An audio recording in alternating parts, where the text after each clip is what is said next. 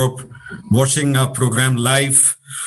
Friends, I warmly welcome all of you to this wonderful 8th edition of India Symposium, which is organized by Institute of Chartered Accountants of India, Netherlands chapter, and the India-Dutch Financial Corridor.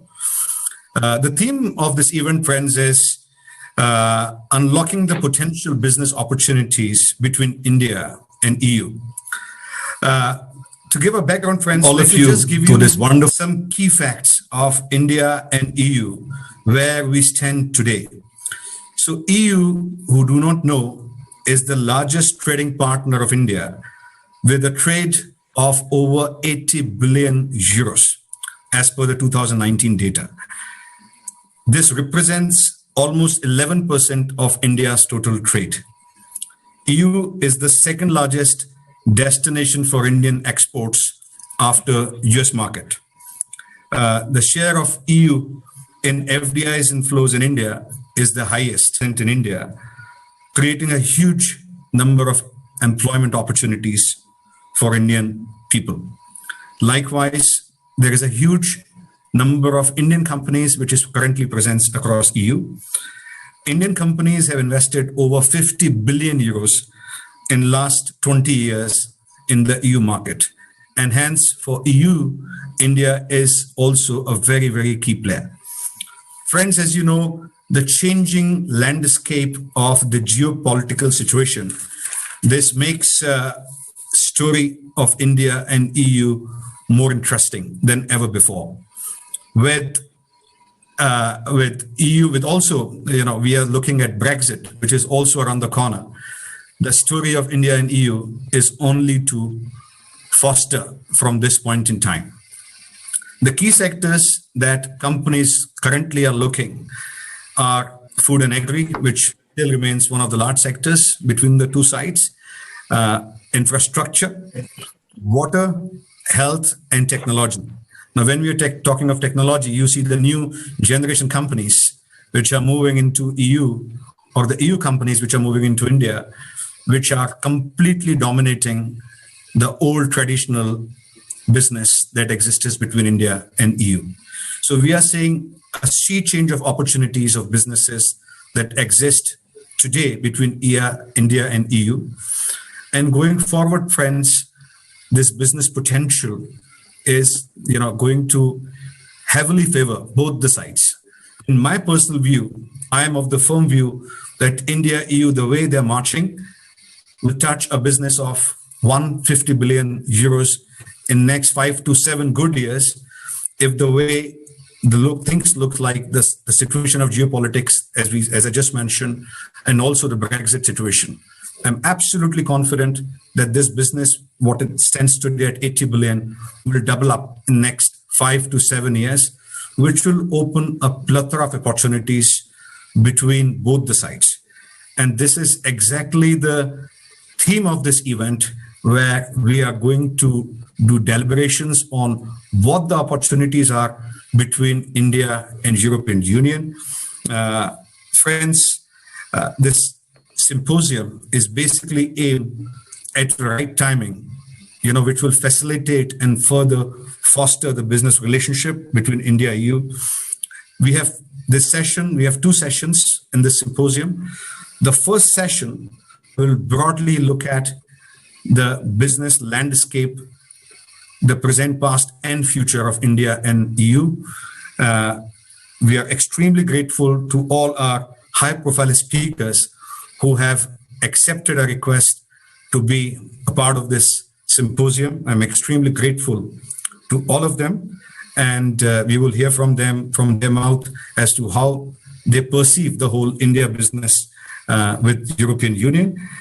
Friends, in the second session, we will cover the role of ICAI into European Union. The way ICAI, being the second largest accounting body in the world, the way ICAI is now playing a role in being the nation, partner in the nation building for India. The role and the importance, the significance of this institute is even more before than even it existed. With presence in over 40 countries, today we will witness that we have the grand launching of 3 additional countries in Europe, which will be done by our chief guest, Shri Suresh Prabhuji, Member of Parliament, and India Sherpa to G7 and G20. Also a former Union Minister of Commerce. He is going to launch these chapters, these representative offices. Friends, I'm sure with this symposium, all of you who are attending this symposium today will gather a momentum and an idea of what the opportunities lies between both India and European Union. Without taking any further ado on the time, I would request Prachi to introduce our next speaker for the event. And I wish you all a very good afternoon and a very nice and productive India Symposium. Wishing you all the best, and we will be in touch. We will keep listening all the speakers that we have in the program. Over to you, Prachi. Thank you. Thank you, Dr. Chaturvedi. Thank you for your opening remarks and the start off of the session. Now we will start with session 1.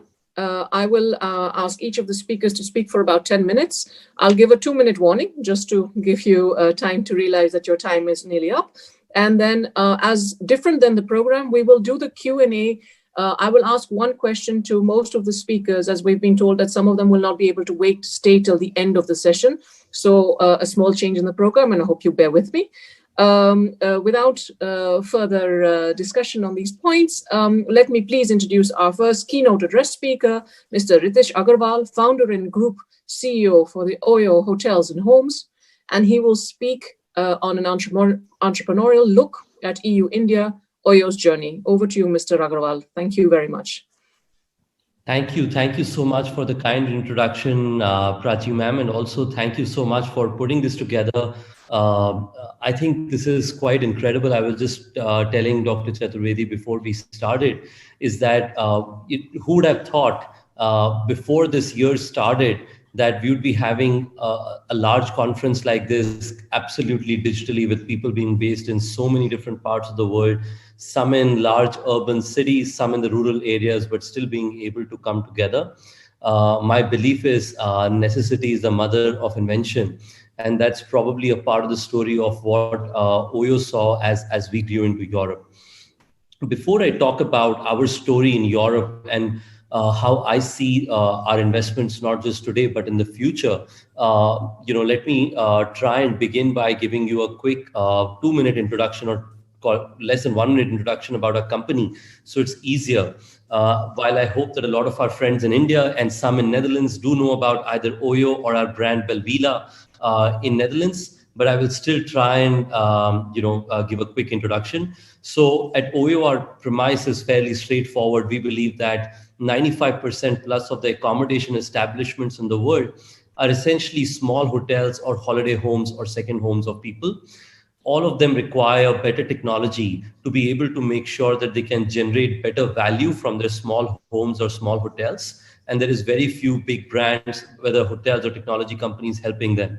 By doing this, we today serve around 43,000 hotels and over 100,000 holiday homes across the world, ensuring that if they come and join us, their online revenue jumps by anywhere between 2 to 3 times after they join our family. And against that, they pay us a fee.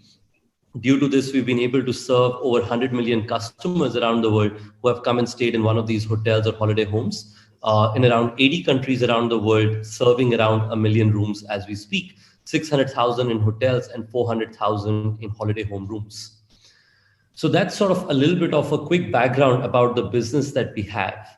Now, something that I'm hoping that would have driven a little bit of intrigue among people is that there are 400,000 rooms that we serve in holiday homes, and almost all of it we serve in the European region. It just demonstrates how large Europe as a market is for us. And while we don't talk about it a lot back here in India, because we speak a lot about our brand here in India, which is also substantially large, it's one of our largest markets across the world in terms of exposure between India, Indonesia, Malaysia, and the broader European region. So just in Europe, Oyo serves around, give or take, 400,000 rooms across its 150,000 plus holiday homes.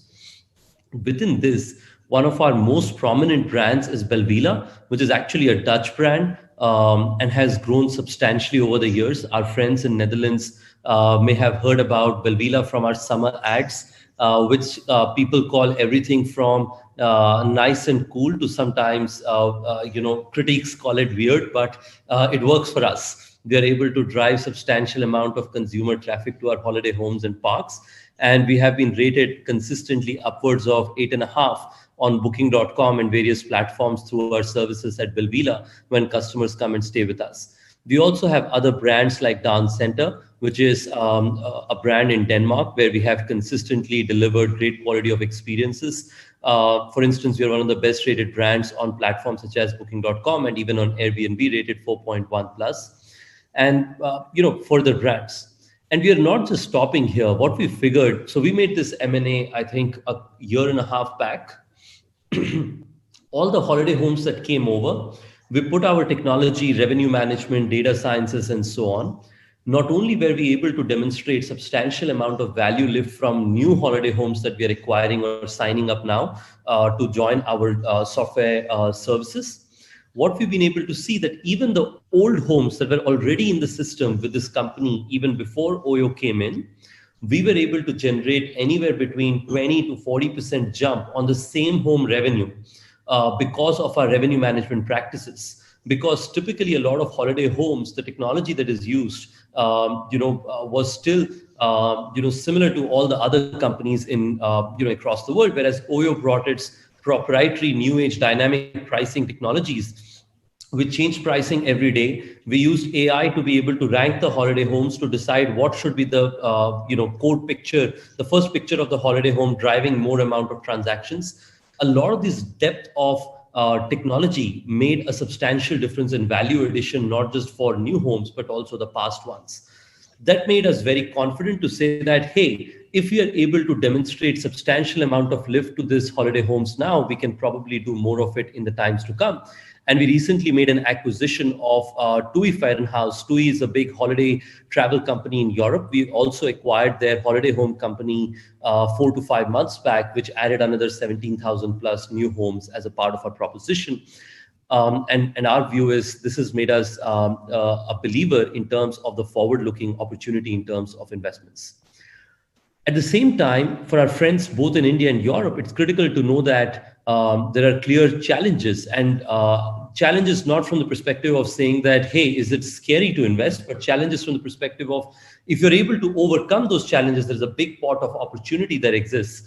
So I want to share some of those learnings with you. The first bit that we've learned is being able to make sure that you're actively engaged in community. Whenever we have seen that we've worked with our community of homeowners to evolve next level, I think that's been incredibly easy because people are always accepting of new learnings. But instead of bringing the community together, if you just executed on things because that was your policy, the natural reaction is, wait a minute, I want to understand why this thing can be valuable for me as a homeowner. So let me give an example. Dynamic pricing, for instance. A lot of homeowners were used to sort of having a catalog-based pricing that would be one price for the whole year. For the first time, we go in and bring dynamic pricing. If we just said, hey, we're going to bring dynamic pricing and let's get started, you would probably have some pushback. But when we actually brought our homeowners together and said, well, we bring dynamic pricing, there's some customers who like to book on weekdays, some on weekends, some like to book for 7 days, some like to book for 5 days. Depending on the consumer interest, the pricing has to be different, isn't it? And our technologies enable it. Homeowners suddenly appreciated that whole lot more. So ability to engage as a community has been something that we felt as being quite valuable. And due to that, we've built substantial amount of technologies. For instance, we built our data sciences organization between Denmark and Netherlands, where we have data scientists, engineers, AI program managers who are building new technologies for revenue management, homeowner portal, or even smart locks. So if you go to holiday homes, typically somebody would run and give you a key, not when you come to an OYO holiday home in Europe. If you come to one of our holiday homes, you'd have a digital key lock in which you scan your mobile phone and you can open the door. Mr. Agarwal, sorry to interrupt, you've got 2 more minutes to go. Thank you. Thank you. Thank you as a reminder.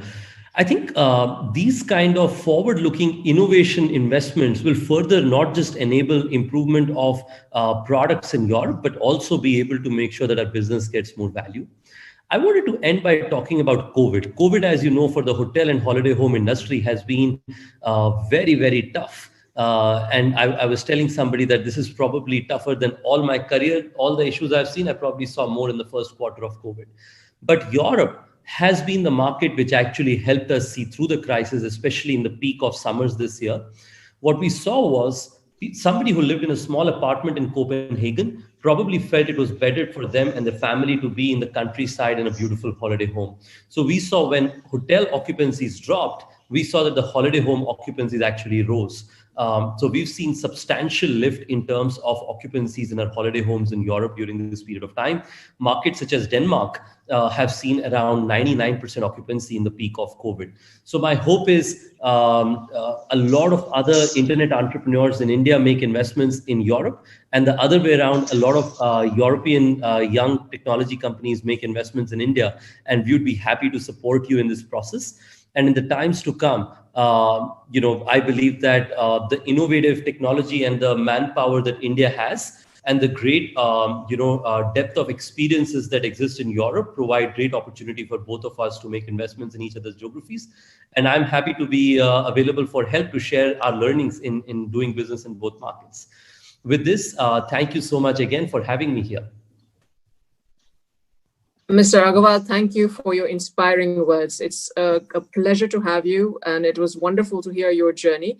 I have one question I'd like to ask you, if I may. How is Oyo Rooms different than Airbnb and or Booking.com? I mean, if you could explain the difference in your model. And you did start on your proposition for Europe for so far you've done now. And what is your proposition for potential further expansion in Europe? Could you just enlighten the audience on these 2 points? Thank you. Sure, thank you. I think the first one is very simple. I think Oyo takes the responsibility of putting its brand outside the hotel, ensures that we run the entire hotel's technology in terms of check-in, check-out, point of sale machine, and so on, by means of which we're able to provide a standardized brand-driven experience for the customer, which is different from Booking and Airbnb, who enable the booking services only, which is why we are actually big suppliers and partners to Booking.com and Airbnb. So if you open Booking.com or Airbnb in most parts of Europe, chances are your best choices are actually Oyo Homes on these platforms, and Airbnb is also an investor in our company.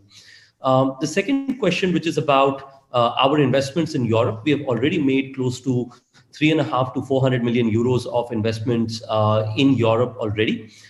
We believe that we will be making further investments in the times to come in specifically data sciences and AI-driven forward-looking IP investments, as well as M&As, which help grow our business. Thank you, sir, for that's very clear, and thank you. I will now move to the next introduction of the next speaker, and we hope to see you, Mr. Agarwal, in the Netherlands soon as well. Thank you. Our next speaker is an eminent speaker from Mumbai, Ms. Kishori Pernekar, Mayor of Mumbai. She will speak on Mumbai FinTech Hub, Tumiala. That is good to amcha Mumbai पण कोणीतरी आहेत. So let me give you the floor in these words, and I will give a 2-minute warning when your time's nearly up. Thank you. Namaskar. Good afternoon for India. Since I am not feeling well, but looking the importance of this webinar, and it is my pleasure to be part of this webinar. Mumbai, the financial capital of the India, and is a home to many premier finance institutes, including the National Stock Exchange, the Mumbai Stock Exchange of the regulator, SEBI and Reserve Bank of India. Over the last few years, Mumbai's fintech ecosystem has been thriving. We are experiencing the increased number of the digital transactions, rapidly growing internet. Madam,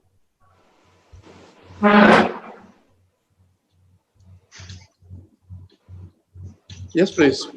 Yes, please. We can hear you. We can hear you. Growing internet penetration across all demographics. The competitive business environment in Mumbai makes it the perfect base for the thriving the financial technology ecosystem. In the development in 2018, the government of the launch of the fintech policy that gave birth to the Mumbai fintech hub.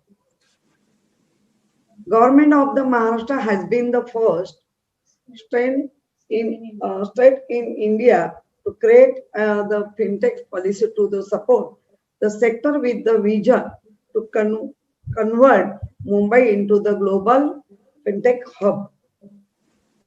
Fintech in the Mumbai is the thriving on the massive and untapped the market. Easier the access to capital and rising customer expectation from the financial services. With many growth stories, Mumbai in fact have been setting on the example but through its expert to create collaborative ecosystem and peers to cover in the some important the gaps in the collaboration among the different parties in the Indian infect ecosystem. It is the servicing as the enable of its maturity of India infect ecosystem on the global fintech.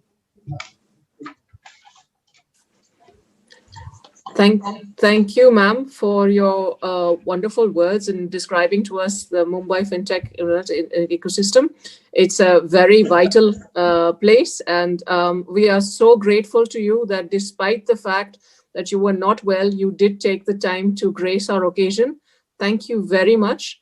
And I will now speak Namaste, or we will now move to the next speaker. Thank you very much.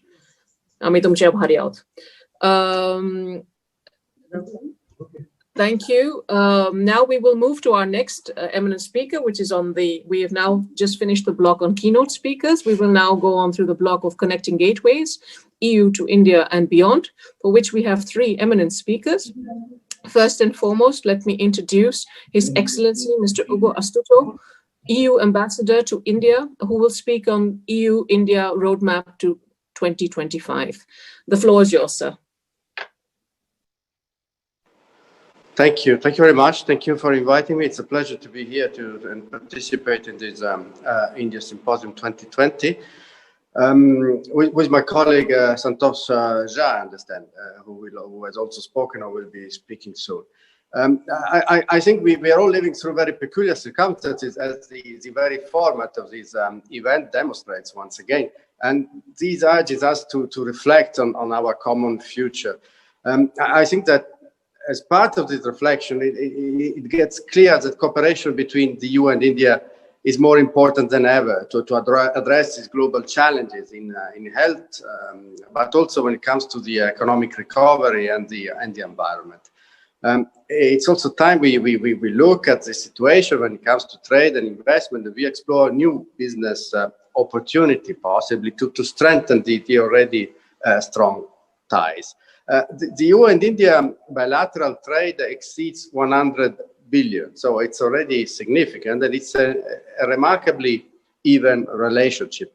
India is currently enjoying a surplus, and investment flows have also strengthened over the years. The EU accounts for roughly 22% of India's FDI in 2019-2020. And Indian investments in Europe are also significant in a number of sectors. This said, if we look at the respective sides of our economies, these figures still probably fall short of the potential in two-way trade and investment. The EU is the world's largest economy as a bloc, and India is the 5th largest, so there is definitely more than we can do. The current COVID crisis has created very serious challenges, obviously, and at times dramatic challenges. But there are also some opportunities that we can seize, particularly when it comes to the shifting of the global supply chains. European companies, I'm sure, will be eager to explore new business opportunities in India. And we are also looking at recovery strategies that will make our economic models more green, resilient, and digital, which will also entail considerable investment. So India's dynamic and growing domestic market is obviously a huge positive asset. EU companies, however, and particularly small and medium enterprises, continue to face tariff and non-tariff barriers, which may discourage them from taking the extra step, going the extra mile to expand their presence and invest more in the Indian market. Transparent and predictable regulatory and business environment is important, obviously, to attract investment and also to retain it year after year. And so is ensuring the ease of doing business, to promote India as a destination for FDI and as a manufacturing hub. I think it's incumbent on us to work together so that we create all the necessary propitious conditions in order to have this trade and economic relation flourishing further. A new India investment agreement could be also a helpful step in facilitating investment. But of course, this does not mean that we would lose sight of an ambitious, comprehensive, and mutually beneficial EU-India free trade agreement. So in this context, let me recall that at the recently concluded summit last July, we agreed on an important deliverable and an important outcome, that is to say the creation of a high-level dialogue, a ministerial-level dialogue on trade and investment,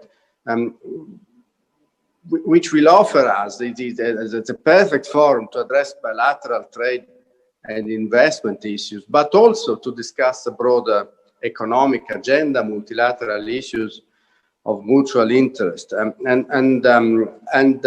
understand that preparations for the first dialogue are underway, so we should see the first edition of this high-level dialogue in a not-too-distant future.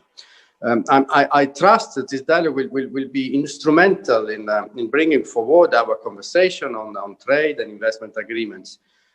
We have the shared objective to reinforce and to reform the multilateral trade system. I mean, we both believe in an international trade system which is rules-based and centered around the World Trade Organization. So this high-level dialogue will be an excellent platform to strengthen also EU-India collaboration on the global scene and to strengthen our partnership in fora such as the WTO or the G20.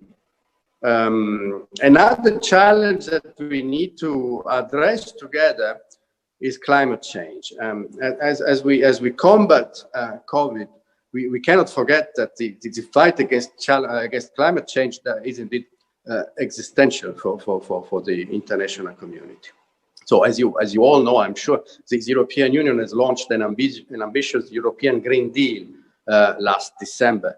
And the Green Deal is based precisely on the paradigm that we can achieve growth and jobs through a sustainable approach to resources. So we don't believe in a trade-off between protecting the environment and fostering growth. We can foster growth through the protection of the environment.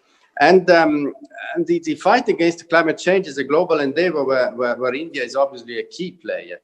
We are already cooperating in the greening of our respective economic models and for sustainable modernization. And I believe that EU companies, big and small, can offer innovative solutions in areas such as clean energy or water resources or clean transport.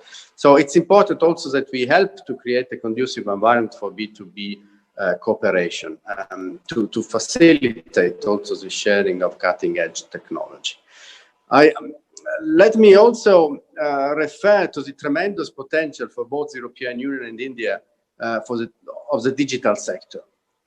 We share similar challenges in areas such as 5G and artificial intelligence. We want to foster innovation, but we also need a regulatory environment which respects individual rights and freedoms. The EU GDPR, for instance, the data protection regulation, I think is a case in point. And India is also working towards a domestic data protection regulation. At the July summit, both sides agreed to upgrade our dialogue on digital issues, on technology and on regulation. So let me conclude here simply by saying that this terrible crisis also offers opportunities, and I'm convinced that there is a remarkable potential to deepen our trade and investment links in a mutually beneficial manner. So it's important that we work together to seize these opportunities and to realize this potential. Thank you very much. Your Excellency, thank you very much for your kind words and also for your explanation of the landscape between the two areas of trade and a lot of opportunities that exist. If I may, I have one question that I would like to pose. As before you came here, we said we would not be doing the Q&A as some of the speakers unfortunately can't wait till the end of the session. So if I may, I would like to ask you one question. Thank you. The question I would have is that you did allude to certain businesses that could work from the EU to the Netherlands or vice versa. If you look on lieu of the roadmap as it's envisioned, what are the main business opportunities that the EU-India roadmap intends to bring to both Indian companies operating in EU and vice versa, EU companies operating in India? What would be the main sectors, for example, you see as being the key? Thank you. Well, look, we have indeed a wide and structured trade and economic relation that encompasses a number of sectors, of traditional sectors, like we mentioned, the automotive, for instance, or the food processing. But if you ask me to highlight just a few specific sectors, I think I would refer again to the greening of the economy. To the need to invest to make our economies greener and more sustainable. And this spans obviously from energy, adapting the energy mix to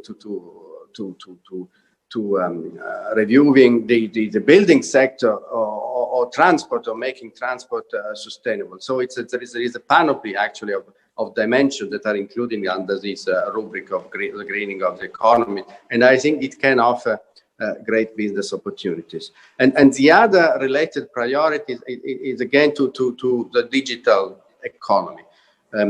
I think that working together for a future which is green, digital, sustainable and resilient, it's necessary, it's indispensable, but it's also, we can also make a very good business case for this.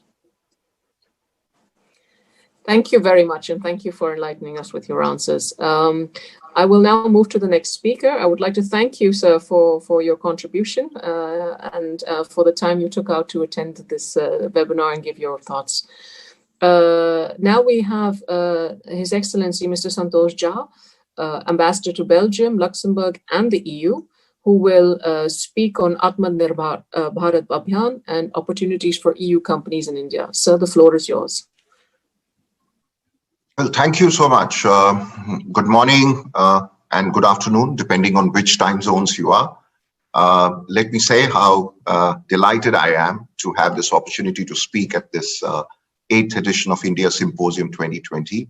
My sincere thanks to ICAI and the India-Dutch Financial Corridor for inviting me. And I must also acknowledge the presence, and I'm very delighted that my EU counterpart, His Excellency Ambassador Hugo S. Tutor, has joined us today. As requested, I'll focus my remarks on the Atmanirbhar Bharat, or the Self-reliant India campaign, and opportunities for the EU companies in India. Economic cooperation has always been the centerpiece of the India-EU strategic partnership. The EU is one of India's largest trade partners and a major source of investment. It is also a significant source of technology and best practices. In recent years, the EU's relevance as a partner of choice has also emerged in the context of India's various flagship development initiatives. Given that there is today a distinct preference for carbon-free and climate-resilient strategies in all of these initiatives, it is not surprising that the EU and its member states are a partner of choice in almost all of them. To illustrate the point, we already have an EU-India partnership. This partnership is visible in India's efforts to clean its cities as well as its rivers and efforts at urban rejuvenation. Our partnership in clean energy and climate also has been growing, and India's recent impressive performance in terms of progress on the Paris climate change commitments offers new and boundless opportunities. The joint declaration on resource efficiency and circular economy at the last summit is another related area where we can build on our convergences and bring the EU capital and technology to bear on India's strong credentials and commitments in these areas. Our comfort in dealing with each other comes from our adherence to shared values of freedom and democracy and principles of open market economies as well. This is particularly visible in the technology space, including new and emerging technologies. The decision at the last summit to establish a task force on artificial intelligence and to hold a digital investment forum with a focus on startups could evolve into a full-fledged digital partnership between India and the EU. Our shared values and principles indeed create a basis not just to work together on developing global norms and standards based on our democratic beliefs, but also to build on them to forge a strong business partnership in this sphere. There is a strong case for EU's technology prowess to come together with India's talent and India's capacity for frugal innovation. Combining this with a migration and mobility partnership could help enhance the competitiveness of our respective economies in the way we have seen happening in some other parts of the world, most notably the USA.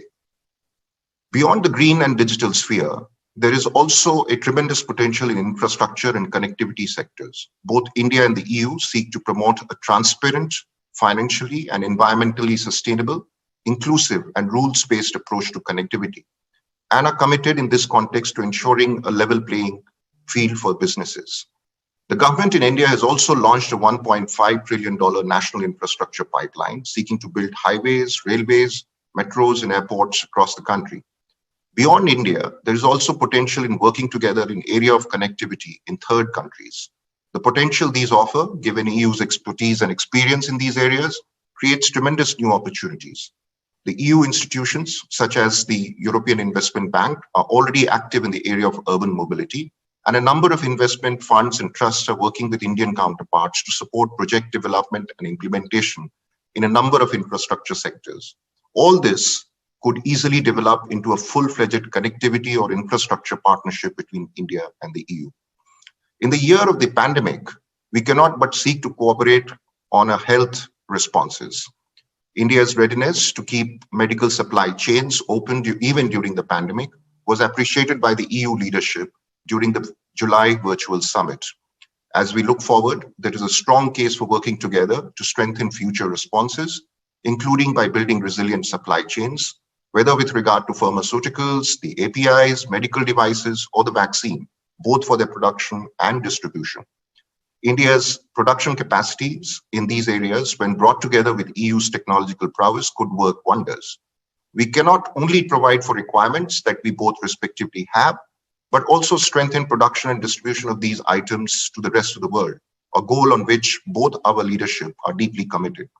This could be a basis for a strong and enduring health partnership between India and the EU. The areas I have outlined so far for potential cooperation are illustrative rather than exhaustive.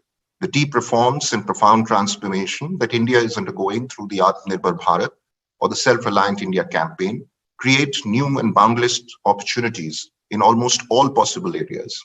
This campaign is a comprehensive response of the Indian government to the challenge posed by the pandemic, both health as well as economic. The campaign is first and foremost an economic strategy, which seeks to ensure quick economic recovery, build stronger resilience, and forge new and deeper reforms. As the Prime Minister of India himself has stated, self-reliant India is not about being self-contained or being close to the world. It is about being self-sustaining and self-generating. It is about pursuing policies that promote efficiency, equity, and resilience. To add to this, I would say that it is about making India into a supply chain and a manufacturing hub. It is about building greater capacity to enable India to contribute to greater global good and to be better integrated with the global economy. The Self-reliant India campaign includes one of the world's largest economic stimulus programs. India has already announced 3 rounds of these in different packages, which initially were focused on protecting the livelihood and has now gradually shifted to steps and measures to generate demand, open new opportunities by incentivizing business in priority sectors, and building a conducive economic ecosystem for growth and investment through new economic reforms.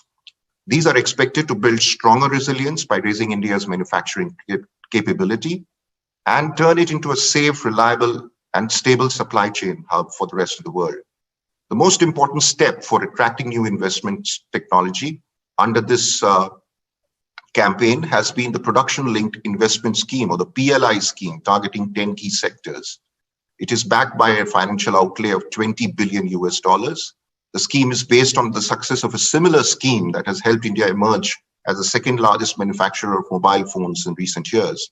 Europe is a leader in many of these 10 sectors, which is the focus of this scheme, and EU businesses should see these incentives as new opportunity to begin or expand their production in India. This new emphasis on self-reliance and resilience is not unique to India. We see similar approaches emerging in Europe as a response to the pandemic, where there is growing emphasis on strategic autonomy in economic matters and a yearning for a more self-reliant Europe. The challenges presented during the pandemic have made other like-minded democracies such as Japan and Australia to think along similar lines and to seek stronger partnership with India to ensure stronger resilience.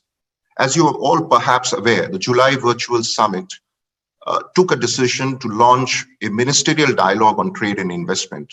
It will meet soon to take a strategic view on how India and EU can move forward on these 2 fronts. It will also work on building cooperation on supply chain resilience and seeking synergies between the Self-reliant India program and the EU's emphasis on strategic autonomy. There is also a strong interest in removing trade irritants and technical barriers to greater market access for both sides. Going beyond recovery and resilience, sensing opportunity in the challenge posed by the pandemic, the Atmanirbhar Bharat is also about implementing a series of bold and transformative reforms. Reforms in education, agriculture, and labor sectors have already been implemented, and more are in the offing. The education reforms seek to enhance public investment in education and to attract foreign universities to set up their campuses in India. The reforms in the field of agriculture seek to transform Indian agriculture and open up markets in this sector. They open new opportunities for private investments in contract farming, agricultural technology, cold storage, food processing, and modernizing food supply chain. As regards labor reforms, the government has new labor laws regime now, balancing the welfare of the workers with the ease of doing business for the employers. Apart from these reforms, the government has also opened up new sectors for investments, which were either closed or restricted earlier.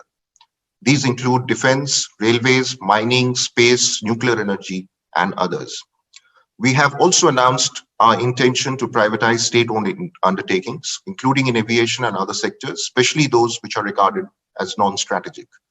The Self-reliant India strategy must also be seen in the background of continuous and sustained effort of the government since 2014 to usher bold economic reforms and improve the business ecosystem of India. Some of the notable steps include implementation of one nation, one tax system to convert India into a single market like the EU, the passage of insolvency and bankruptcy code, setting up faceless tax assessment and appeal system, and lowering of corporate tax rates. I have already spoken about the national infrastructure pipeline in the context of potential for India-EU cooperation on connectivity. Other steps include comprehensive banking sector reforms, strengthening of financial markets, promoting the fintech sector, and implementing a Startup India program, which has turned India into a country with second largest number of unicorns and startups in the world. The government has also removed hundreds of antiquated laws and many more avoidable regulations over the last 6 years in what I would call as micro reforms. As a result, India has leaped ahead by 79 positions from 142 in 2014 to 63 in 2019 in the World Bank's Ease of Doing Business Index. The actual ground level improvement is best reflected in the significant increase in the FDIs into India in the last 5 years. Even during the pandemic year, this trend of FDI inflow has been maintained, and even better, over $35 billion of FDI has been received between April to August 2020, which is a 100% increase over the same period last year. All this naturally creates a strong basis for taking the Atmanirbhar Bharat campaign forward, powered as it is by a new vision and a coherent strategy which envisions India not just as a marketplace, but also as the workplace of the world. Last but not the least, let me say that the government has created a new empowered institutional mechanism to handhold investors, to ensure red carpet not just at the entry, but throughout the implementation chain of their investments. I must end my remarks by reaffirming that self-reliant India is not a call for return to autarky, as some have mistakenly argued. If nothing that I have said before this address, addresses this misperception, the following quote, exhorting investors to come to India, to make in India, to make for the world, by the Prime Minister of India should put to rest such baseless speculation. If you want reforms with reliability, this is what the Prime Minister said, India is the place to be. If you want demand with democracy, India is the place to be. If you want stability with sustainability, India is the place to be. If you want growth with a green approach, India is the place to be. Thank you.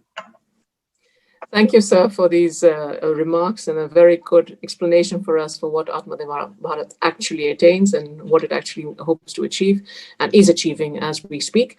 I have one comment in this particular case, which I would hope I could pose to you, and I would like to hear your views on that as from the audience. India is not only a huge market by itself, but has a vast amount of trade treaties with many countries in Asia, both Middle East and Far East. Would you not agree that this uniquely places India in the position of being a hub or a springboard, if you like, by manufacturing in India and exporting to all these other markets? And please comment. Well, I think the entire thrust of my remarks were on these lines, actually, to say that India is seeking to become a manufacturing hub, and the fact that we want to make in India, not just for India, but for the rest of the world. So what the point that you made is completely a valid one. This is something that has been the focus of our efforts. I spoke about the facilitating mechanism for investors wanting to come to India, the incentives that through the PLI scheme and such other schemes that have been presented in the new policy of the Atmanirbhar Bharat. And I would just give you an example recently of a Luxembourg-based company which approached us at the virtual summit through the Prime Minister to our Prime Minister, saying that they are interested in vaccine refrigeration capacity building in India, and they had a Make in India proposal. We contacted them the very next day, and we presented our offers to them even before they presented to us formal proposals. They are in India as we speak, within 2 weeks of having first approached us. And if everything goes right, they are going through a string of meetings in different cities, principally focused in cities in Gujarat. They would start manufacturing beginning in March, and that will contribute to our COVID vaccine distribution preparedness.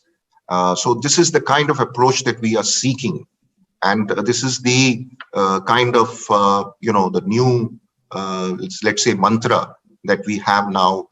Of treating investors wanting to come to India or soliciting them to come and invest in India.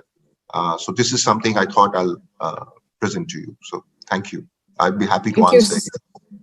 No, thank you, sir. It's very enlightening and good to see that, that this speed, and especially in these COVID times, that, this can be done. And I think it's very good for all our viewers to realize that today's India is not the India they may have had in their mind for a time before, but it has changed. It is changing. It's growing with a rapid pace.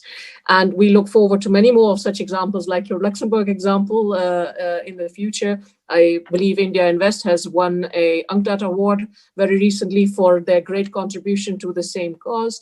So I see that ICAI and Indo-Dutch Financial Corridor, we would love to make our contribution there as well in the years to come.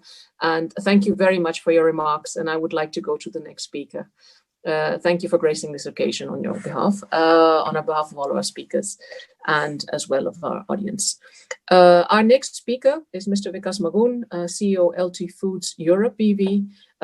He will speak on the strategic vision for the EU expansion. It will be an example of how business from India comes to Europe, and we really look forward to his presentation. Vikas ji, the floor is yours. Hello, everyone. So good morning to friends in Europe and good afternoon to friends in India. So I'll make a short presentation on our journey in Europe. Let me just open the presentation quickly. Can everyone see that? Can we see that? Yes, we can see it. Thank you. We can see it. So yes, so we LT Foods, people would know us as basmati rice players, one of the largest basmati players in the world. Revenues 500 million, based in India, northern India. We've got 7 manufacturing facilities listed in Mumbai Stock Exchange, and our business model is basically farm to fork. We work with the farmers, we buy rice paddy from the farmers, we convert that paddy into finished product, and we supply to consumers and retailers across the world. We had a significant presence in the main basmati markets of India, Middle East, USA, and our brand in India is number one. In USA as well, we have number one position in basmati market, and the brand is very well known across the Indian diaspora across the world. So that's who we were, and about 5 years back, that was the situation that we were in. So in terms of our geographical reach, these are the places in which we have either a manufacturing unit or a conversion unit. So we're based in India in about 7 locations. We are now in Rotterdam, and we have some manufacturing facilities in the US as well. So till about 2016, we had limited presence in Europe. Europe consumes a lot of basmati rice. Roughly about 8 to 10% of India's basmati exports are consumed in Europe. And Europe also has a large Indian diaspora, particularly in the UK. And the brand is very well known because a lot of people in the UK, they travel to India. A lot of them are from India, so they know the brand very well. But because of differential tariff regime that Europe had, we could not, sell finished product within Europe. We could only supply raw material to other rice millers in Europe, who then converted the product and sold to the consumers and the customers. So we were essentially missing out on a huge opportunity to service the customers and the consumers directly. So we changed that in 2017. We made a big investment in Rotterdam, very close to the port of Rotterdam, about a kilometer away. And we chose Netherlands as the destination for entry into Europe, largely for few reasons. So obviously the ease of doing business. In Netherlands, everybody understands and speaks English, and very good English. So that was a big plus point. We had proximity to the Europe's largest port, which is Rotterdam, and our raw material comes from India and other parts of the world, so we need proximity to the port. We also had access to airport. I mean, Schiphol Airport is about 45-50 minutes away from where we are, and access to the Northern European market. So from Netherlands, we could supply rice to the UK, and other Northern European markets. Also, what we found was in the Netherlands, the immigration regime is very, very progressive. There are a lot of tax incentives also for new immigrants. So that was another plus point because we had to get some people from India to be expatriated to the Netherlands to head up our operation here. And we also found that the agro-food industry within the Netherlands is very progressive, and there is excellent food technology talent available within the Netherlands.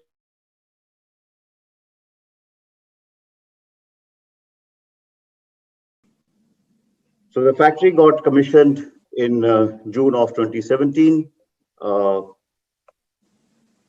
And overall, I think our experience has been that we have got excellent support from various people.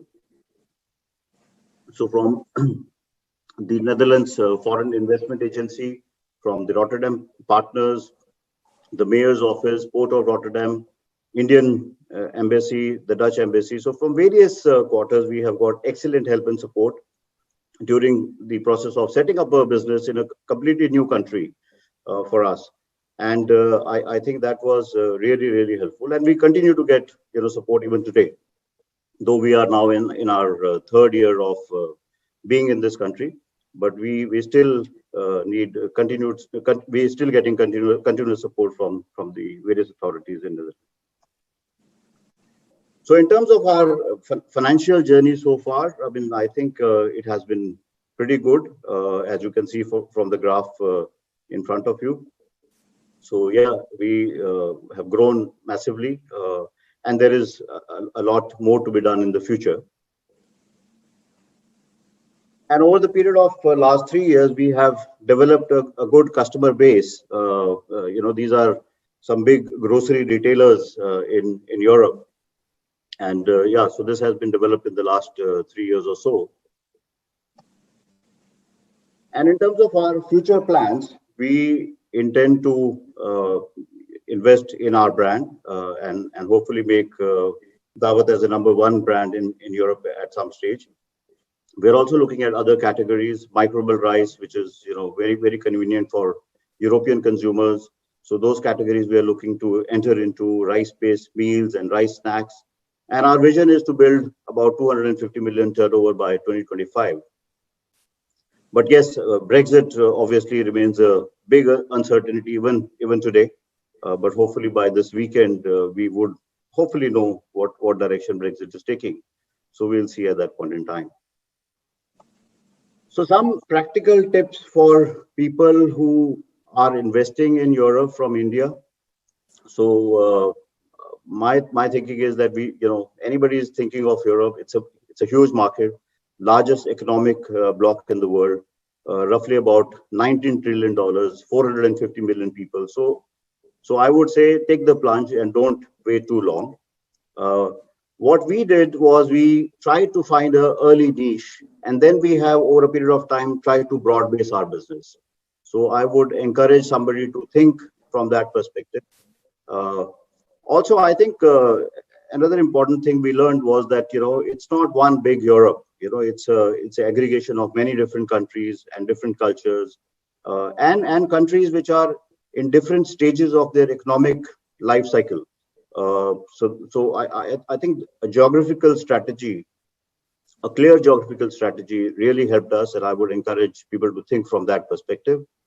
What we also did was we scaled up investment as we went along. So initially we invested, a certain amount of money, and then with further growth, we kept on investing more.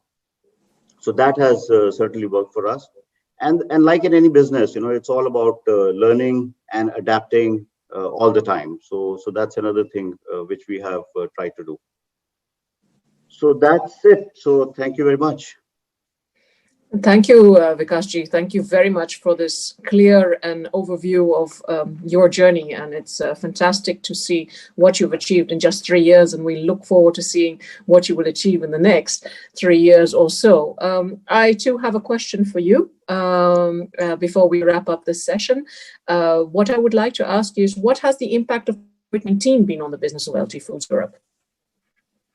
So I think it was a big challenge at one point in time, but also there's a responsibility because being a food supplier, we have to ensure that the retailers' stocks are full up, and supply chain was a big challenge. Getting the product from India was a big challenge. But at the same time, we also experienced a huge consumer panic.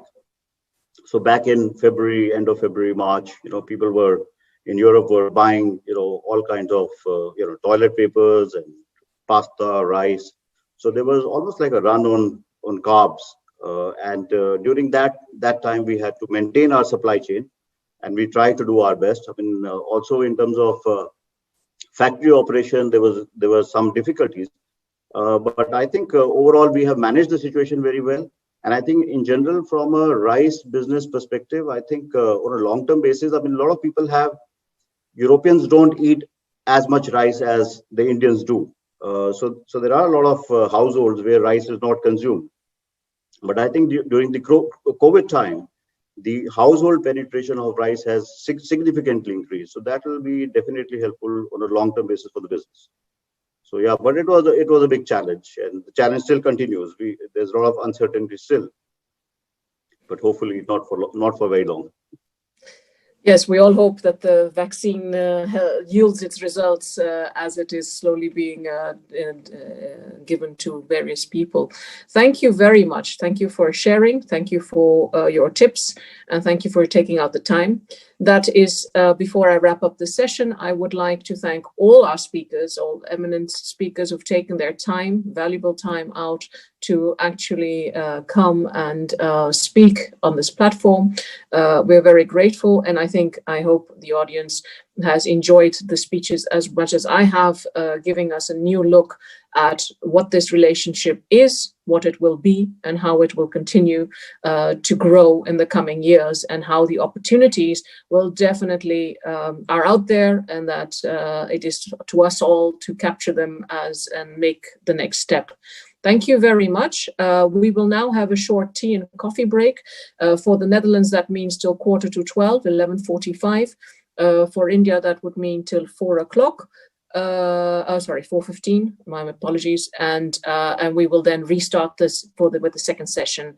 Thank you very much. Bye-bye.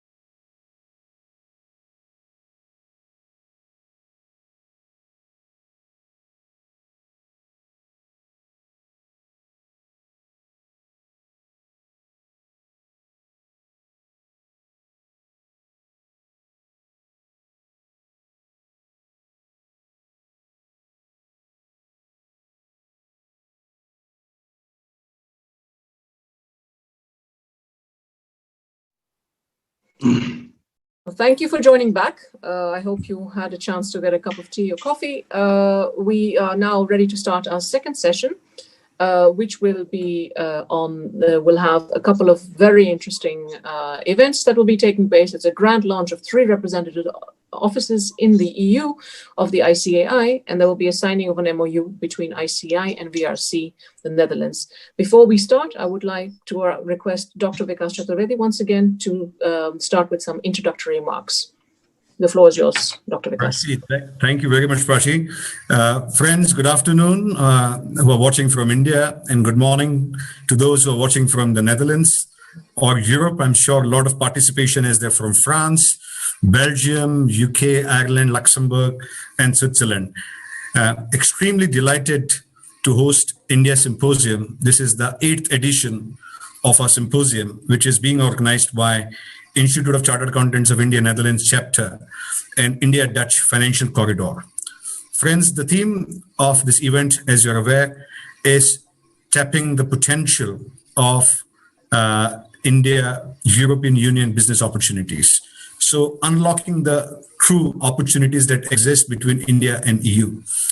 Earlier in this session, we have had EU ambassador to India, Indian ambassador to EU, which again reinforced on where the business between India and EU will head in the next 5 to 10 years. Given the current geopolitical landscape and given the status of, around the corner Brexit, I'm very confident, friends, that India and EU have only one way to go, and that is only to touch new limits, new heights each day. The current business between India and EU for goods itself is over 80 billion euros. And if you combine it with services, it's over 100 billion euros, around 100 billion euros. I'm pretty confident that in the next 5 years to 7 years, as I mentioned earlier, I anticipate that this business will touch a mark of 150 billion euros between India and EU. My friends, in session 1, we had very interesting speakers who spoke about the potential opportunities between India and European Union. In the second session, which is now, we are into second session, we'll deal with how ICAI can play a role in European Union. Friends, as you may be aware, that ICAI is the world's second largest accounting body. And in next 5 years, the vision and the mission of ICAI is to be the largest accounting body. Currently, the institute is already represented in over 40 countries. The leadership at helm in India is looking to touch this to a mark of 100.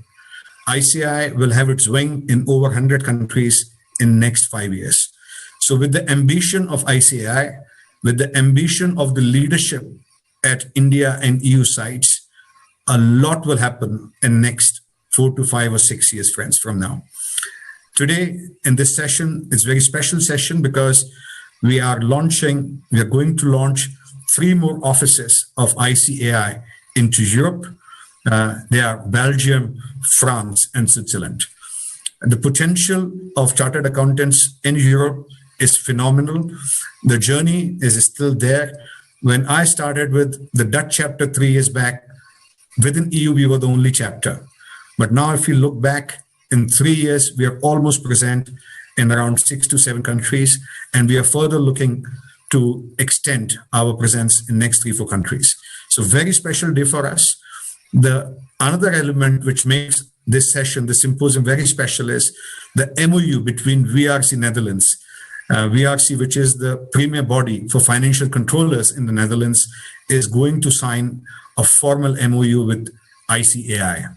Now, we have been working on this for a long time, but with the blessings of the and good wishes of ICAI leadership team, with the full support of Ministry of Corporate Affairs, 2 weeks back, the MOU got cleared from Prime Minister's Modi cabinet, and we are very delighted to get this MOU signed. To make this even more special, friends, we have our special guest today, Honorable Shri Shresh Prabhuji, who has been a former Union Minister for Commerce and who's currently India Sherpa to G7 and G20 countries. So a lot is there this afternoon, friends. So hold on your breath, I would say. We have a lot to hear from a lot of speakers that we have. Without taking any more time, I would request Prachi to introduce our next speakers. And I wish all of you a great and a productive India Symposium. Thank you once again. Over to you, Prachi. Thank you, Dr. Vikas Chaturvedi. Thank you very much for your introductory remarks and a very clear overview of what is there that is awaiting us. And let's not wait too long before we get into it. Before I start, I just want to make a couple of remarks on the program itself. Unfortunately, Mr. Manoj Pandey, Joint Secretary, Ministry of Corporate Affairs of Government of India, will not be with us this afternoon due to pressing other commitments he had to unfortunately attend to.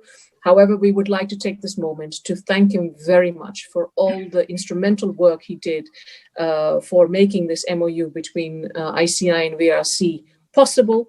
ICAI falls under the administrative control of his ministry, and thanks to their hard work and dedication, we are able to sign this MOU today. So we would like to give him a vote of thanks, even though he's not going to be with us this afternoon. Furthermore, I understand that the Vice President of ICAI is hindered currently due to another session, which is run over. But however, we have the President himself who will be here to attend and take over these points. Without having to go into more detail, let me start by introducing our next first speaker. What it will be is a block of 3 speakers of the various representative offices who are going to who are being launched today. And we'll do a quick, brief pitch, so to say, about their various representative offices. To start with, I would like to call on CA and Mr. Vishnu Agrawal, Nodal Officer, ICAI Antwerp, Belgium, for the representative office. The floor is yours, sir. Thank you, Prachi. Good morning and good afternoon to everybody. Greetings from Belgium. Thank you, Vikas ji. Thank you, my colleague member, giving me opportunity and responsibility to handle Belgium office. It's a small office, but I see I am glad to represent. The idea which CA institutes come up with, it's brilliant and excellent to have representative office. And in the short span of time, so many offices all over the world already there, and 3 offices in one day. It's exponential growth. I would say it's exponential growth, and only CA Institute can do this. This is a brilliant idea. I always believe, President sir, I always believe you and your team, the work and hard work you are doing to keep our dignity, keep our respect, and for all the members of the CA Institute, that wherever we walk, wherever we live, people respect us. It is the hard work from your work, President sir, and your past presidents. And since inception, I would like to say I am glad I opted for the CA education. That I've got a webinar to attend. The United States. Sorry, one local time 12. Sorry. 17th of December. Can I continue? Yes, please. Yes. Go ahead. Okay, sorry.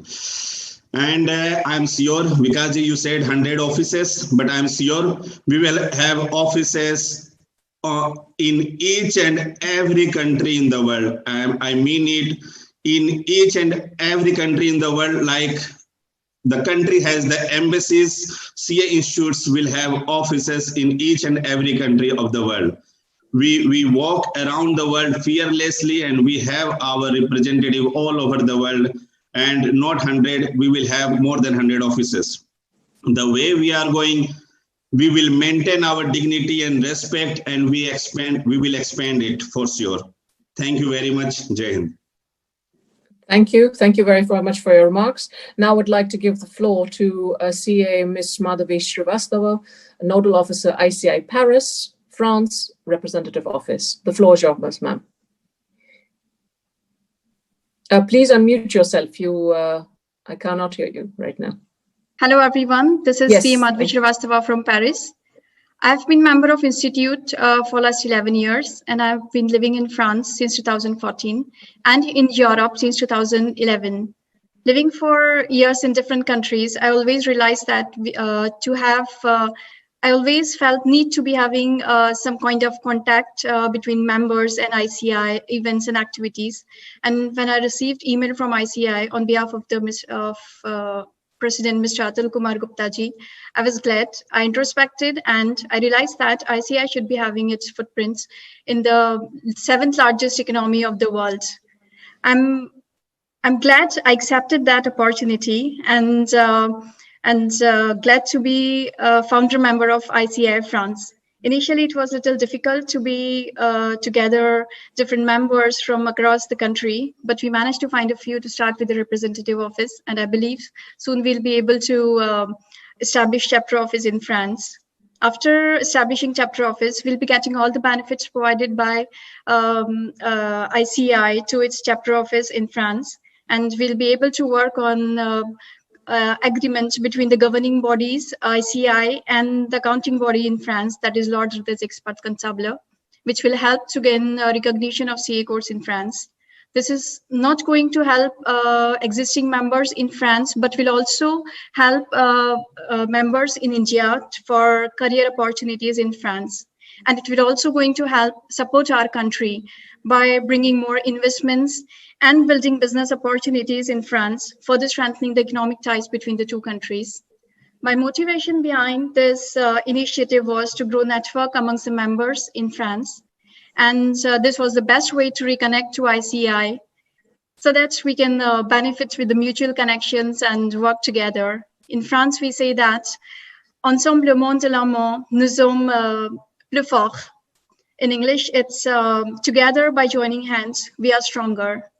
So let's build upon that. This is a wonderful day. I'm privileged and honored to take up this responsibility. I would like to congratulate ICAI leadership team, members in India, France, Belgium, and Switzerland, and other members who are attending this live session. I would also like to congratulate ICAI Netherlands for this finest day. Thank you, everyone. Thank you, Mr. Vikas, for organizing this historical event. Thank you, my team in France. Thank you, everyone. Stay safe and healthy. Merci beaucoup, Madame Srivastava. Thank you very much for your words. And I'd like to go on to the next speaker. Remarks by CA Mr. Venkat Raman, Nodal Officer, ICAI Zurich. We move a little bit more south of Europe, Switzerland, and Representative Office. The floor is yours, sir. Oh, could you please unmute yourself, sir? Cannot hear you. Yeah, can you hear me now? Yes, we can. Thank you very much. Please, okay, so thank you very much for this platform, and really happy to see the launch of various rep offices. I'm representing the Zurich office. I have to say it was very challenging for us to bring all the people together because usually, you know, when people move to this part of the world, they tend to lose contact with the mother institute, and this is a really great initiative, as one of the speakers earlier also said, to bring all of us back and having us to play a role in the India growth story and as well as development of our profession. Indian chartered accountants are held in good stead across the world.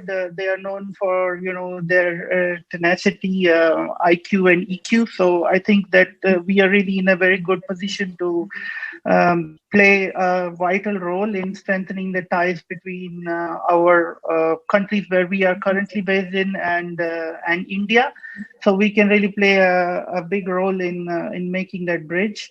And in our office, we just hope to to be able to be part of this story and to be able to play our small part in strengthening ties between India and Switzerland in our case, and also developing the professional growth of our members across who are based here in Switzerland, and helping them maintain this connect with the Institute of Chartered Accountants of India. And I also hope that one day maybe we will also be converting to full chapter and realize all the benefits of a full chapter. I want to specifically thank the leadership of ICAI and also Dr. Vikas, who has been really instrumental and a great motivating force for us to really keep pushing in our efforts to get this rep office established, get the required number of members, and I also hope to receive his continued guidance on how to develop this further and turn it into really something very beneficial and useful for all the members involved. So thank you very much, everyone, and really happy to see the launch of so many rep offices and excited to be part of this journey. Thank you, sir, for your words and for your wishes on behalf of everybody. We now would move on to ask the first speaker of this session on the MOU, Mr. Albert Liardi, chairman of the Dutch Controllers Institute, Vereniging van Registercontrollers, VRC, and he will speak on the significance of the VRC MOU with ICAI. The floor is yours, sir. Thank you. First, I want to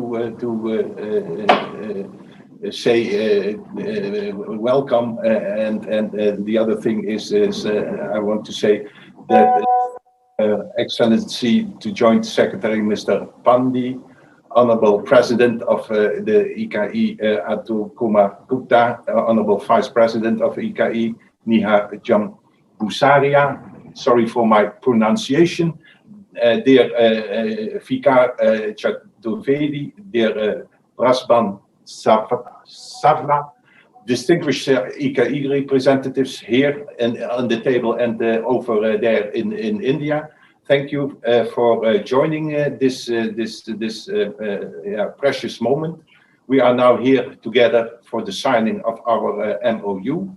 The signing of this memorandum of understanding is the start of our future. We see that the world where we are living in is changing, and we as a professional bodies need to absorb these changes. What is the impact of the digital evolution that we are now facing? What is the impact of sustainability on our profession? What are the consequences of these changes of how we do business together? The corporations we are working for, the business models we are for, we were future-proof. Are the standards on accounting, auditing and controlling still applicable? Are these tools for our work in the future the ones who we now identify nowadays as big data, data analytics, Power BI, process mining, blockchain, etc.? These are examples of questions we are facing, and we need to find an answer. We are witnessing the change of the fourth industrial revolution. This will force all the corporations to look into their businesses and change it. For example, how do we cope with the pandemic COVID-19, with all the consequences we are now see in the world? This can mean that some of these businesses need to go back to the drawing table to redesign their business model. Another main subject is sustainability. We, as human beings and leaders of corporation, need to take into account the consequences of decision-making on our environment. Our profession can work on new standard reporting on CO2 emissions. This is working on a standard to disclose the effort corporations are doing in controlling and pushing back the CO2 emission. But as finance professionals, we need to do more. As finance professionals, we need to participate in the decision-making processes as guardians to keep sustainability alive in the total business. Innovation of the products and services of corporation can help to achieve the goal of saving Mother Earth. This MOU is a start in cooperation of two professional associations of Asia and Europe. Working together is the key to cope with the situation of today and tomorrow. In the strategy of the VRC, we identified 3 main topics: healthcare, innovation, and sustainability. We want to grow in these areas to experts in the Netherlands and abroad. Next to these 3 subjects, we want to stay the leading party in management, accounting, and controlling. This we do in maintaining a working relation with our universities, where the EMFC education is programmed, and to keep our permanent education system portfolio up to date. Next to this, we will start next year an academic journal, and we will decide on financing scientific research projects. These movements and initiatives can be compared with the R&D of a company. If we don't invest in research and cooperation, national and international, the output will be limited.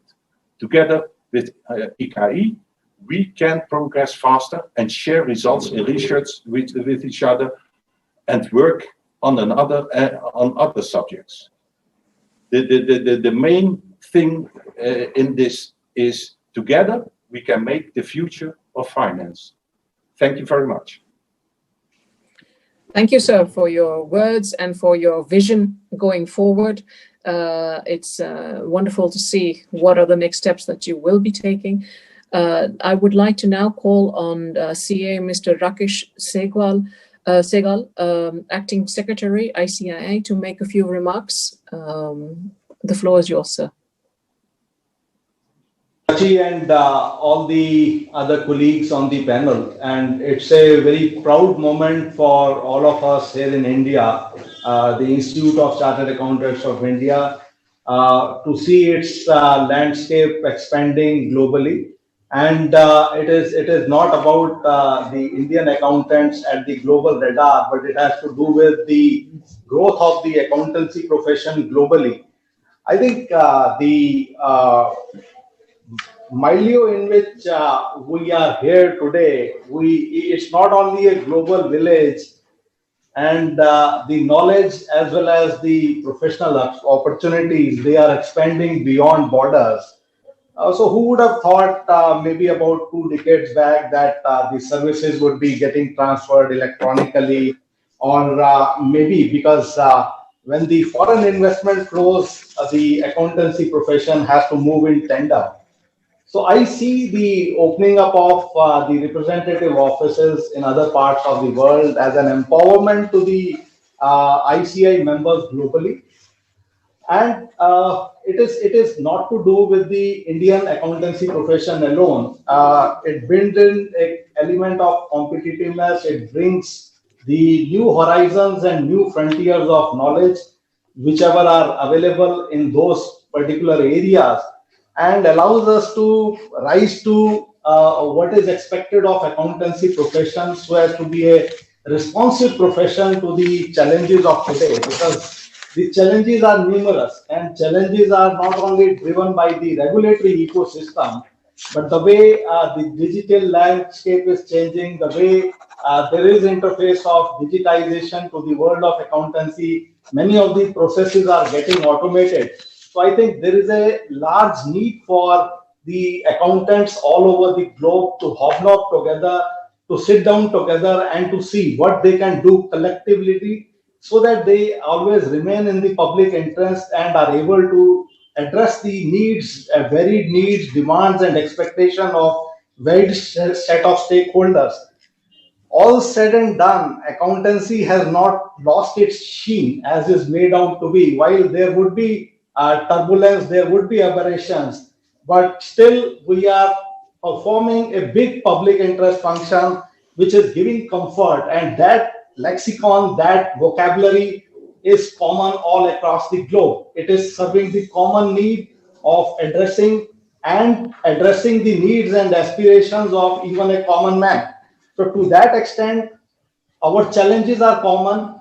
The needs, the society which we need to serve is also common.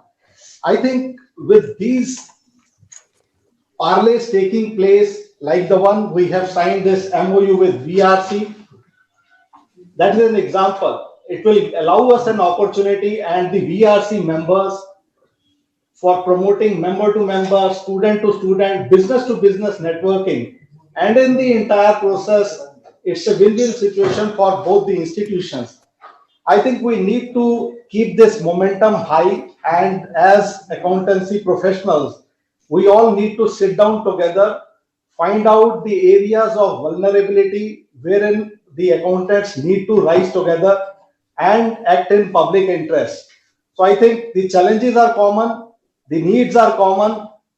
The only solution is we need to empower ourselves by exchange of knowledge, exchange of information, exchange of the best practices which are taking place globally.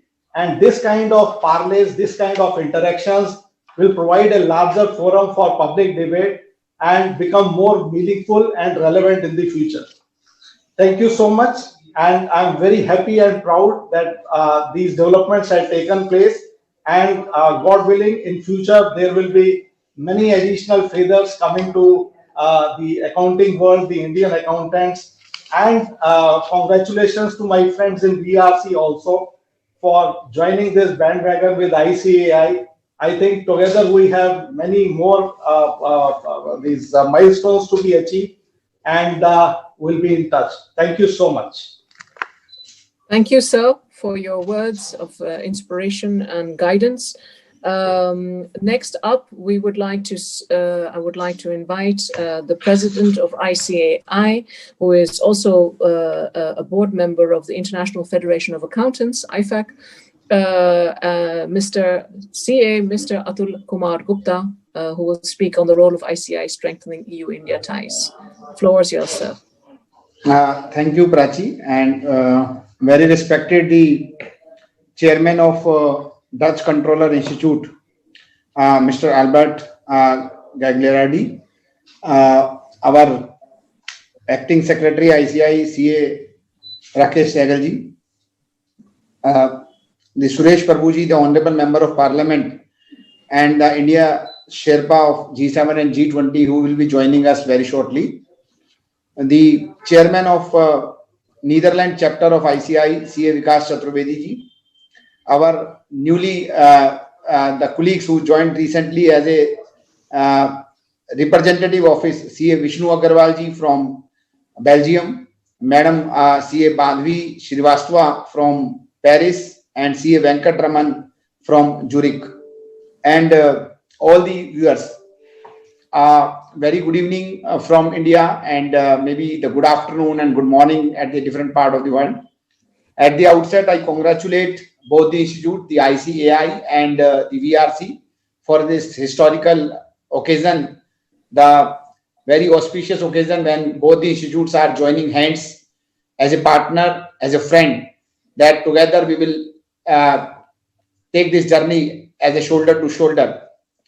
I agree with the comments which is being given by the chair of our Dutch Controller Institute, VRC, that we have to see that how we are absorbing the change. There are the changes in relation to the sustainability. There are the changes in relation to the standard of accounting, and even I will say the digital disruption. I used to say that if you see the profession 10 years down the line, what will be the new age profession? I see the three very, very important aspects wherein each one of us to introspect and see how we have to reskill our members for remaining relevant in the value system. The first one is the delimitation of jurisdiction. Gradually, we are becoming a global village, not in terms of the business, but also in terms of the profession as well. Today, the various jurisdictions are following the law, which are at least the preamble of the law are universally applicable. Let us take an example of the VAT, the example of the IFRS, the example of the insolvency, valuation, risk management, international taxation. All these topics are now globally being followed with the same kind of a principle, the preambles and the uniformity, which not only creates the bandwidth for the colleagues, for the professional institutes to join hands, but also create the challenges in terms of the competitiveness. At the same time, the businessman is also always looking for the wealth maximization. And for the wealth maximization, he is looking for the innovative way of doing business, for the cost optimization, the out-of-the-box approach. And for that, the profession has to adapt themselves. Finally, the digital disruption. That is, I used to say, in the school time, we were reading the ABCD, and A stands for apple and B stands for ball. But today, the A stands for artificial intelligence and the B stands for blockchain technology, which is actually gradually outsourcing the routine and the repetitive jobs to the systems. And then our professional has to concentrate rather than the omission, but on the commission by expertising on the C&D, that is cybersecurity and data analytics. With this, having the MOU signed with the VRC Netherlands and all the professional bodies across the globe, ICAI feels that yes, together we have to, together we will, and together we can. That when we are joining the hands with the professional institutes like VRC Netherlands, it will be a unique opportunity to work not only on the research work, but also on the various cooperations between the two institutes. I am aware that there are the large number of members who will be interested to join hands with the VRC in the times to come through this MOU for the various initiatives of the VRC as far as the research and the cooperations are there. I just wish to share with you, my dear friend from the VRC, that the ICAI, with the glorious journey of 72 years, which is being established under the setup under the Act of Parliament, today not only we have the more than 400,000 members, the 700,000 students, but also the various new initiatives which are very important for the profession of accountancy.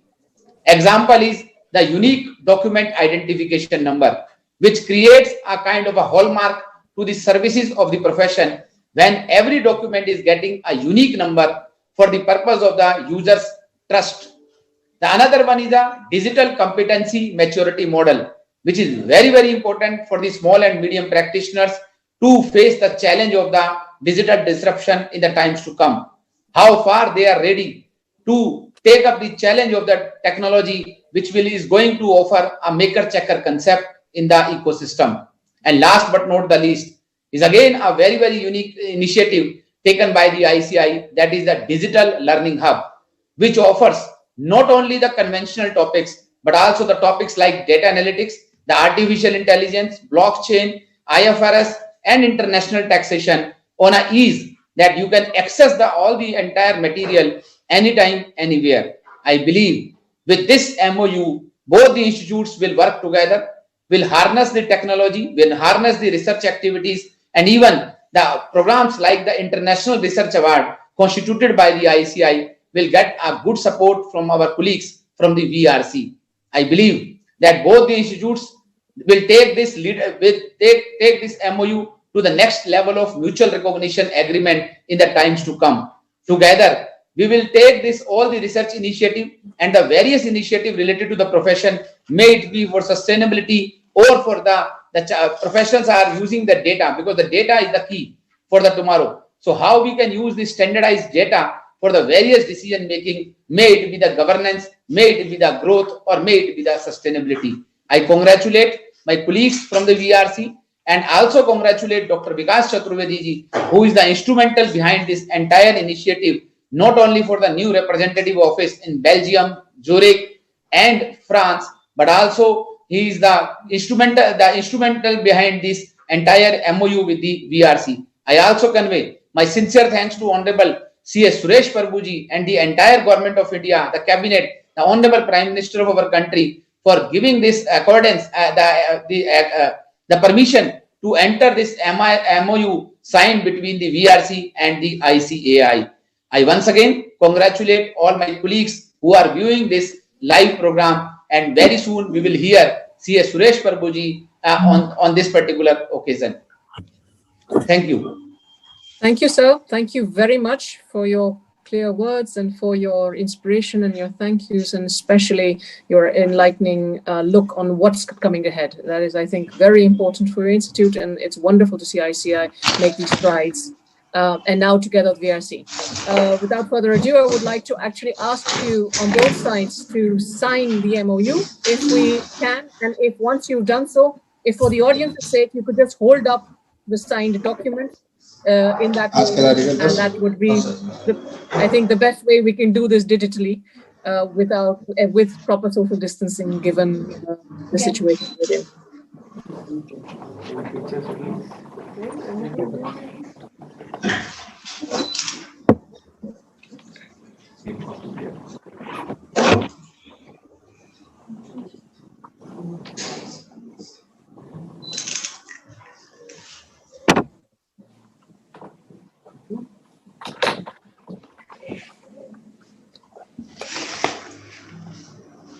If you could hold it up for the audience. If Albert, you can hold it. Albert, you can hold it. Albert, sir, can you hold it and stand up together,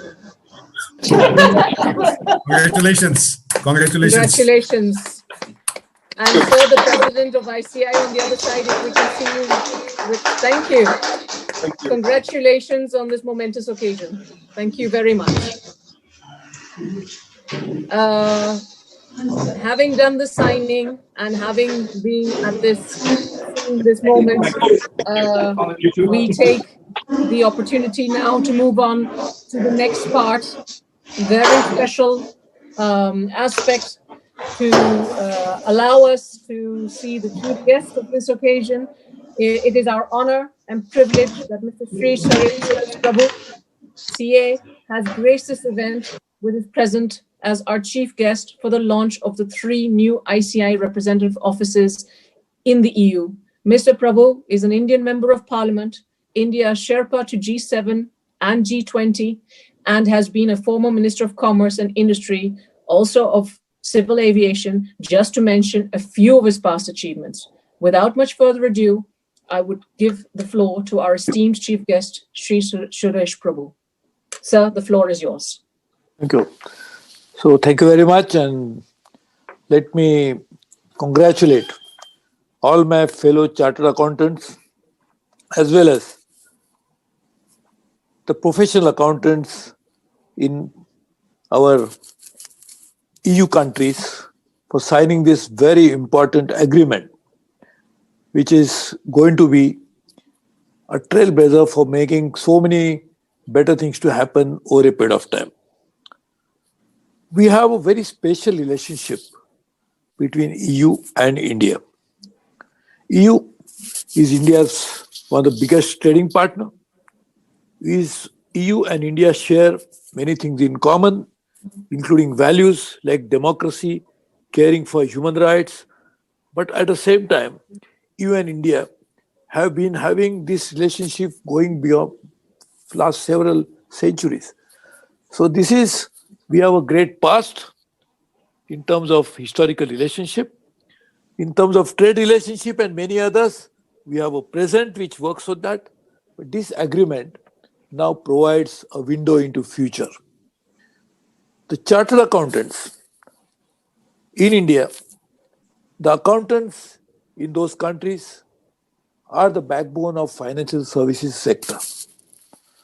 They offer their professional knowledge to help companies grow better, faster, and bigger. When that happens, the financial services sector, when it grows, it helps the mainstream sector, the main sectors of the economy also to grow faster. And I've seen chartered accountants from India playing key role into many countries of the world, including in the EU. For example, we have signed this MOU with 3 important countries, with representative offices of EU happening there.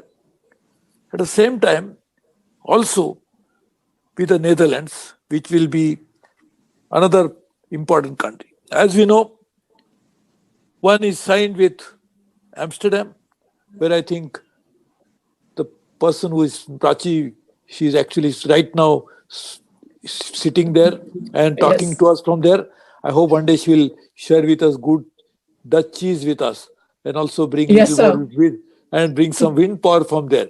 Of course, the only problem will be for her will be that she has to bring the cheese. She has to drive a bicycle to come to India from there, because that's what the Dutch really believes in. So I really offer you my best wishes. I'm very happy that Vikas Chaturvedi, chairman of Netherlands is also there, and he is going to play a key role. CA Bhanu Agarwal, who is in Antwerp. As you know, the Antwerp is the diamond capital of the world, and one of the most important places in the world where the bulk of economic activities happen. And therefore, he is also going to play a key role, and India has a very special relationship with Antwerp. There are so many people from Indian origin settled there, live there, and particularly from Palampur. As we always say, the Palampuris are the ones who really deal with in a big way, so they are also there. I'm very happy that CA Madhavi Srivastav, who is going to be nodal officer in Paris, and she is going to be there. And we have, again, in addition to calling our EU-India relationship, a special relationship with France. Strategic relationship, culture relationship, also trade relationship. And we therefore really look forward to this now getting into at a higher plane. So really offer them my best wishes as well. And also I know that Mr. Albert, who is now chairman of the Dutch controllers of the institute, is also going to play a key role into this, as well as CA Nihar Jambusaria, as well as Mr. Gupta, my colleagues, president and vice president of the institute, who are playing a role. I don't know whether Mr. Manoj Pandey is also here, but I really offer them my best wishes. As I was saying, the future belongs to chartered accountants. Why am I saying this? The future belongs to those who understand cross-sectoral relationship. It is no longer going to be that we can know only one part of the chain, and then therefore you can specialize on that and can develop on that. The future, as our president was saying, blockchain. What is a blockchain really? It's not a technology, but what is the concept? The concept is there are so many building blocks. We try to bring them together, and based on that, you try to develop a business model. You try to help businesses to grow better using these blockchain technologies. Help the governments to actually get a lot of information lying in different silos and try to connect different dots and make it as a business proposition for taking right decisions. Chartered accountants, in a way, are really the experts of blockchain, not technology part of it, but what do? They try to collect information from different sources, use that information through management information system, use that management information system to help management boards to take right decisions. So chartered accountants understand the correlationship and the interrelationship between different blocks. They are the experts in finance, they know accountancy, they know auditing, but they also know the interrelationship. Therefore, the future belongs to those who understand this better. Therefore, I am really congratulating them and really look forward to each one of them playing a key role in the years to come. Let me also offer my best wishes to all those who are present in this program. And I can tell you one thing, that I am very sure that India and EU are working even in many platforms, including G20, including G7. The G7 countries, the three important countries, UK, France, Germany, and Italy, of course, 4, are the G7 members as well as G20 members. And therefore, we really work with them very closely. The OECD, which acts as a backbone, as a secretariat for the G20, is also located in Paris. So we really look forward to working with them. As our president pointed out, let's hope that now, with the world facing very uncertain future, the only way we can actually make the world work better, faster, is by allowing professionals to travel from each place to another. Let's have reciprocal understanding between different professionals. We need healthcare doctors, healthcare workers and doctors at this time. So we didn't care where they were working, where they were trained. We wanted them to be at the right place at the right time.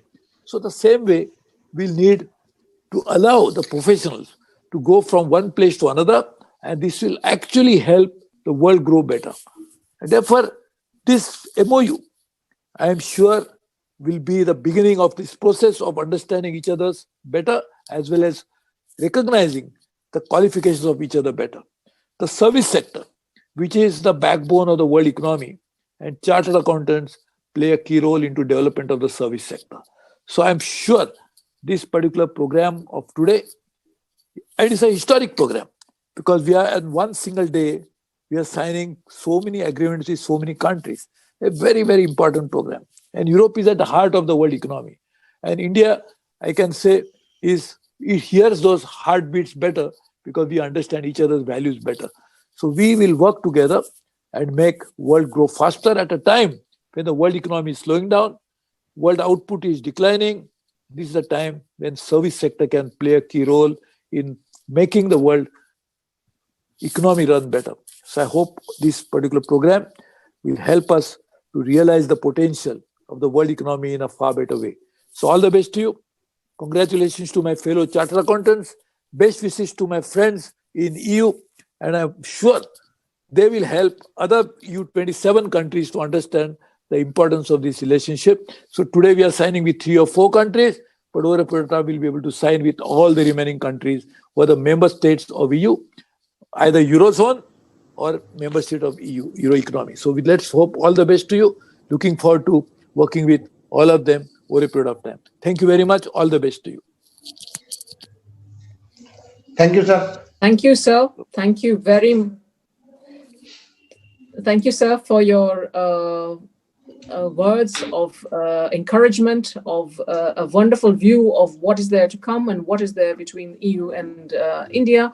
Also for the launch of the 3 representative offices, namely Belgium, France, and Switzerland, and the strength of the MOU signed between the Netherlands and Netherlands office and India.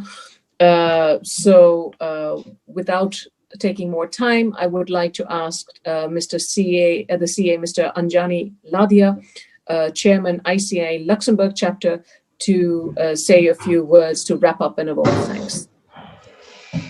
The floor is yours, sir. Thank you. Thank you, Prachi. Good afternoon to everyone over here in Europe, and greetings to all the participants who are attending this India Symposium from the various parts of the world. Dear Honorable Chief Guest, Shri Suresh Prabhuji, respected His Excellence Mr. Ugo Ostruto, EU's Ambassador to India, respected His Excellency Shri Santosh Jhaji, Indian Ambassador to Belgium, Luxembourg, and EU, our esteemed speakers of this India Symposium, and all the lovely participants. It is an honor for me to have this opportunity to give this vote of thanks on this special event of India Symposium 2020, unlocking the potential business opportunities between India and EU. I, on behalf of the whole ICAI fraternity representing from Luxembourg chapter of ICAI, extends a very hearty vote of thanks to all the participants and listeners of this seminar and their presence and contribution to make this event exemplary. Thank you. I do extend my sincere thanks to our honorable chief guest, Shri Suresh Prabhuji, who is also our fellow chartered accountant, to take out time from his busy schedule to grace this event. Thank you, sir, for your inspiring and encouraging words and being with us on this special day. A special thanks to our ambassadors of India and EU for providing their support and insightful speech on the EU-India future opportunities and relationships, which makes this seminar so successful. I extend my gratitude to Ministry of Corporate Affairs, Government of India, for their continuing support to ICAI in all the various matters what they can do. Thank you so much on behalf of the Institute. My heartfelt gratitude to our esteemed keynote speakers in the first session of today's symposium, Mr. Ritesh Agarwal, Madam Kishori Pendekar, Mr. Vikas Magoon, for their address on their mission and vision about India-EU relationships.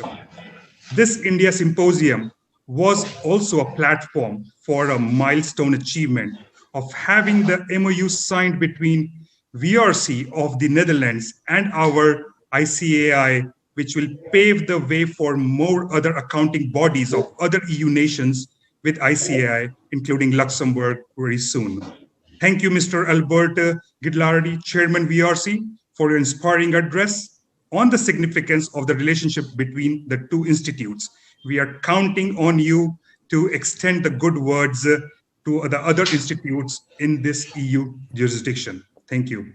Said that, this would not have been possible without the day and night efforts of our fellow colleagues of ICAI in India and in Netherlands under the current able leadership of our President, CA Atul Kumar Gupta ji, and Vice President, CA Nihar Jambusaria ji. Thank you, sir, for your support and making this happen. And with their continuing vision of having 100+ representative offices and chapters of ICAI, I would like to congratulate our representative nodal officers of the 3 new feathers coming amid to our ICAI hat in form of opening these 3 representative offices of Belgium, France, and Switzerland. Congratulations and welcome to the team. Thank you for all your presence in here. The existing chapters of EU, which is Netherlands, Ireland, Luxembourg, and our European friend UK chapter are here to help and extend our support to you in all possible ways to convert your representative offices into a full-fledged chapter going forward. Thank you and congratulations for your launch event.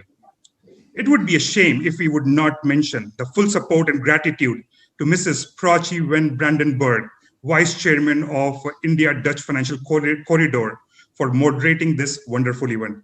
Prachi, thank you so much. I must not forget to thank you, the organizing team, volunteers, for hard work from the last few weeks to make this seminar so successful.